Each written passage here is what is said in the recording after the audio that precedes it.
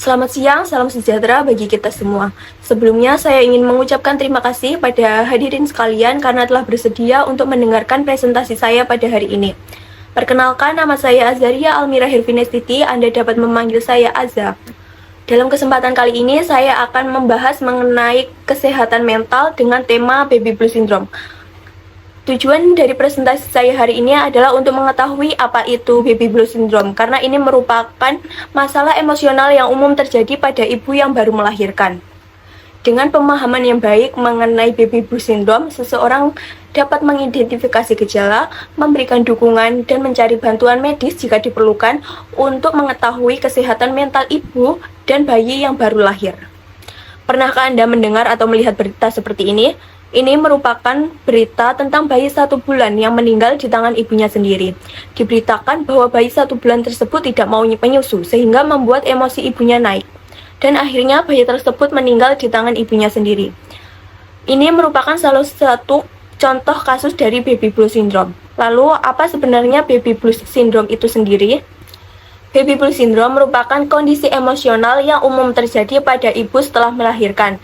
Biasanya mulai muncul pada hari ketiga atau hari keempat setelah melahirkan dan paling lama terjadi selama 2 minggu atau 14 hari. Meskipun demikian, kondisi tersebut tidak dapat diabaikan. Apabila kondisi tersebut tidak kunjung membaik setelah 2 minggu, maka ibu tersebut harus segera berkonsultasi dengan dokter terkait. Sejumlah gejala yang sering muncul saat seorang ibu mengalami baby blues adalah sebagai berikut. 1. Mudah marah dan tersinggung. Pengidap baby blues seringkali merasa tersinggung dengan perkataan orang lain, meskipun sebenarnya orang tersebut bermaksud baik. Sindrom ini juga membuat ibu merasa marah dan kesal pada bayinya ketika sedang rewel. 2. Mood swing dan tidak sabaran. Gejala ini biasanya akan muncul pada minggu pertama setelah persalinan, namun tidak menutup kemungkinan kondisi ini akan muncul pada beberapa minggu kemudian. Ciri khas dari baby blues adalah ibu yang menjadi tidak sabaran. Mereka akan merasa apa yang dilakukan oleh orang lain menjadi lambat dan tidak sesuai dengan apa yang mereka inginkan. 3. Menangis tanpa alasan yang jelas. Gejala ini paling sering terjadi pada pengidap baby blues.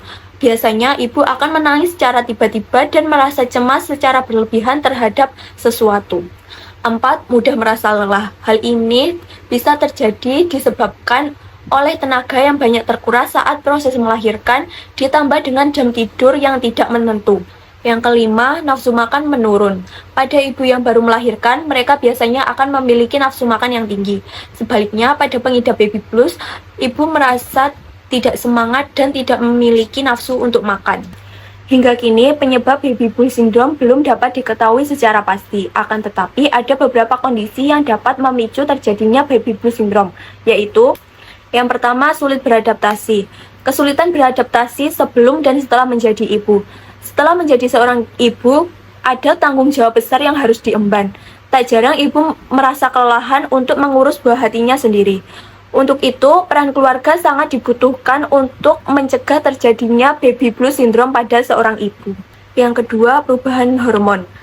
Ibu akan mengalami perubahan kadar hormon yang cukup drastis setelah melahirkan. Pada fase ini, hormon estrogen dan progesteron akan menurun secara drastis, sehingga memicu perubahan suasana hati serta perasaan lelah dan tertekan. Yang ketiga, kurangnya istirahat. Siklus tidur bayi baru lahir yang tidak teratur seringkali membuat ibu terbangun pada malam hari.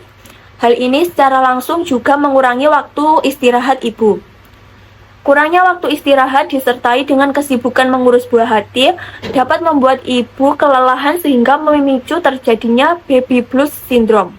Yang keempat, memiliki riwayat gangguan mental. Wanita yang memiliki riwayat gangguan mental lebih beresiko untuk mengalami baby blues, terutama jika ibu tersebut memiliki riwayat gangguan mental seperti depresi, gangguan cemas, dan bipolar. Kemudian cara mengatasi baby blues syndrome.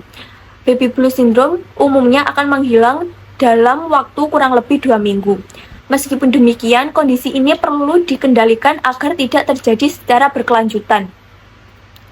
Beberapa upaya penanganan baby blues syndrome adalah sebagai berikut.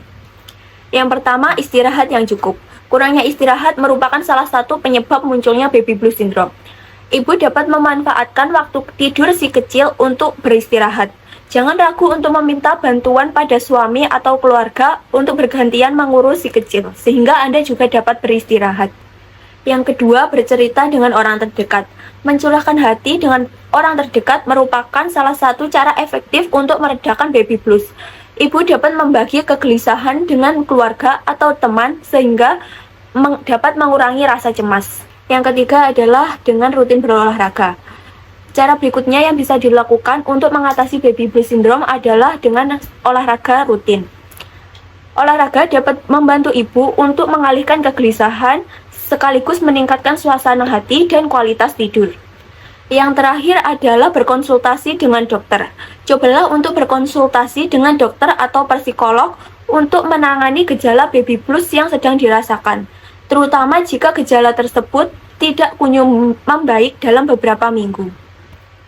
Yang terakhir adalah berkonsultasi dengan dokter. Cobalah untuk berkonsultasi dengan dokter atau psikolog untuk menangani gejala baby blues yang sedang dirasakan, terutama jika gejala ini tak kunjung membaik dalam beberapa minggu. Sekian presentasi saya pada hari ini. Maaf apabila terdapat salah kata. Salam sejahtera bagi kita semua.